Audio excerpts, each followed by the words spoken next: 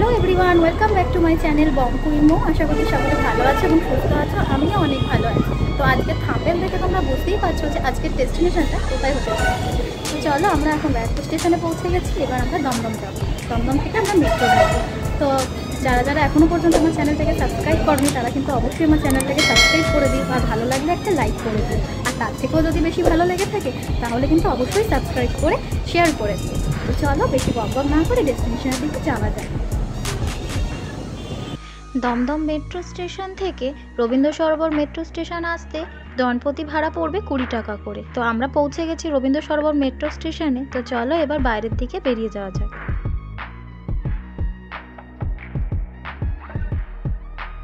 তো আমরা দমদম থেকে মেট্রো ধরে রবীন্দ্র সরোবরে নেমে পড়েছি।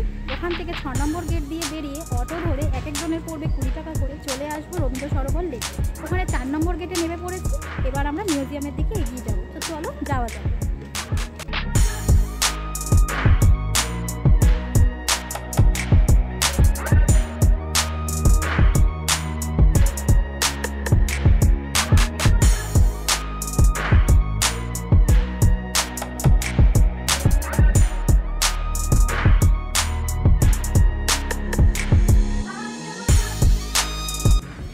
আমরা 3 নম্বর গেট দিয়ে ঢুকতেই অনেক সুন্দর একটা পরিবেশ দেখতে পেলাম। এখানে কিন্তু অনেক সুন্দর সুন্দর গাছ রয়েছে, যে গাছগুলো কিন্তু খুব ভালোভাবে এখানে মেনটেন করা হয়েছে। শাল গাছ, বিভিন্ন আমন্ডের গাছ, আর চারপাশটা দেখতে এত সুন্দর লাগছে। এরা খুব সুন্দরভাবে মেনটেন করেছে।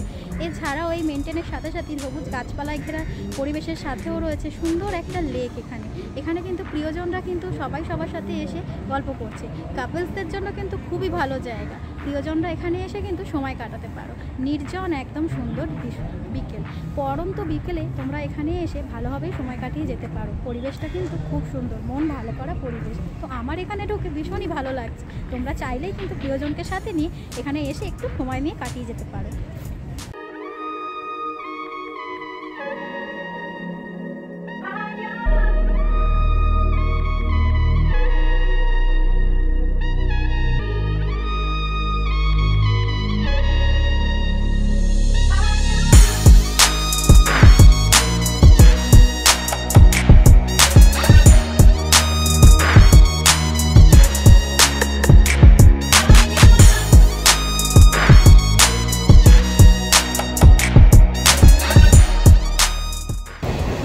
তো আমরা এখানে এখন চলে এসেছি। এখানে ঠাকুরগুলো অস্থায়ীভাবে রাখা হয়েছে। তো মূল জায়গায় আমরা প্রবেশ করব, তার আগে অস্থায়ী ঠাকুরগুলো কিভাবে রাখা হয়েছে সেটা আমরা দেখে নেব।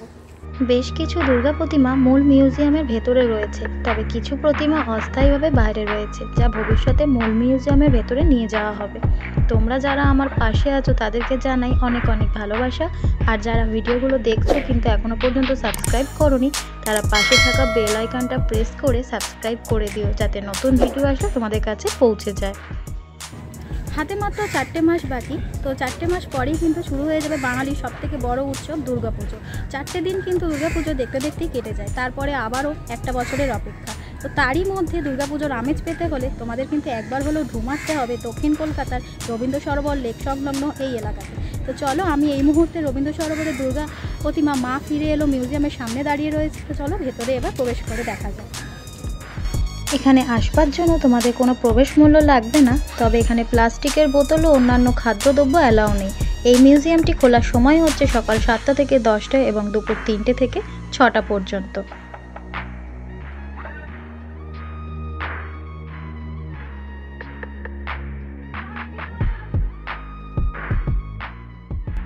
এরপর ঢুকেই আমরা দেখতে পেলাম ডান দিকে রয়েছে একটা সুন্দর হাতের কাজের তৈরি একটি দুর্গা প্রতিমা, যা কাচের দরজা দ্বারা ঢাকা। তাই ক্যামেরার রিফ্লেক্সের কারণে দুর্গা প্রতিমাটিকে ভালোভাবে বোঝা যাচ্ছিল না।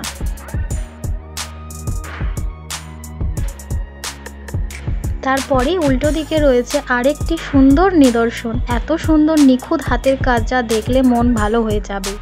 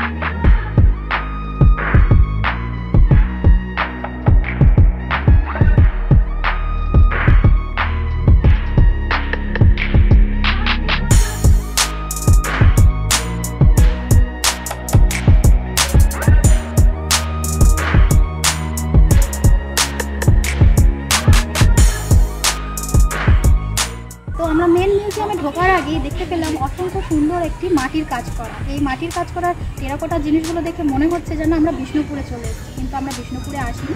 এখানে আমরা এসেছি মিউজিয়ামে কিছু ঠাকুর দেখতে। সারা বছরের সেরা কয়েকটি ঠাকুর যেগুলো স্মৃতি হিসেবে এই মিউজিয়ামে রাখা হয়ে থাকে, সেই ঠাকুরগুলো এই মিউজিয়ামের ভেতরেই রাখা হয়ে রয়েছে এবং মিউজিয়ামের বাইরে এত সুন্দরভাবে টেরাকোটা মাটির কাজ করা রয়েছে যা চোখে পড়া। দেখে মনে হচ্ছে যেন আমরা বিষ্ণুপুরে চলে এসেছি, কিন্তু আমরা বিষ্ণুপুরে আসিনি। তো তোমাদের যাদের বিষ্ণুপুরে যাওয়ার ইচ্ছা তারা তোমরা বিষ্ণুপুরে না গিয়ে দক্ষিণ কলকাতার রবীন্দ্র সরোবর সংলগ্ন এলাকায় মা ফিরে এলো এই জায়গাতে এসেই এই স্থানটা কিন্তু উপভোগ করতে পারো আর দেখেও যেতে পারো। মনে হবে তোমরা বিষ্ণুপুরে চলে এসেছো। তো চলো এবার ভেতরে যাওয়া যায়। সাজানো গোছানো চারপাশ আর তারই মাঝে রয়েছে একাধিক দুর্গা মূর্তি। সারা বছর দুর্গাপুজোর আমেজ পেতে হলে চলে আসতেই হবে দুর্গা প্রতিমা দেখতে দুর্গা মিউজিয়ামে। একেবারে অন্যরকম পরিবেশ, এক কথায় মন ভালো করে দেওয়া একটি জায়গা। ঢুকতেই আমরা অসংখ্য আলোর মধ্যে দিয়ে ছোট ছোট বাতি লাগানো রয়েছে ওপরে দেখতে পেলাম। কি তোমাদেরকে কিছু মনে পড়ছে? আজ থেকে 2-3 বছর আগে পরিবারের সাথে বন্ধু বান্ধবী অথবা প্রিয়জন মানুষের হাত ধরে দুর্গাপুজোর সময় ঠাকুরগুলো দেখতে বেরিয়েছিলে। সেই সব স্মৃতিকে আবারও জাগিয়ে তুলে চলে আসলাম মা ফিরে এলো আর্ট মিউজিয়ামে, যেটা দক্ষিণ কলকাতার রবীন্দ্র সরোবর এলাকায় অবস্থিত রয়েছে। পশ্চিমবঙ্গ রাজ্য সরকার ও কলকাতা কর্পোরেশনের এই উদ্যোগে রবীন্দ্র সরোবর দুর্গাপুজোর কিছু সেরা মূর্তিগুলো সংরক্ষণ করা রয়েছে, যার নামকরণ করা হয়েছে মা ফিরে এলো। এই মিউজিয়ামটি বাঙালির সবচেয়ে বড় উৎসব ধারক ও বাহক হিসেবে দাঁড়িয়ে আছে। তো চলো এবার সমস্ত ঠাকুরগুলোকে এক এক করে দেখে নেওয়া যাক।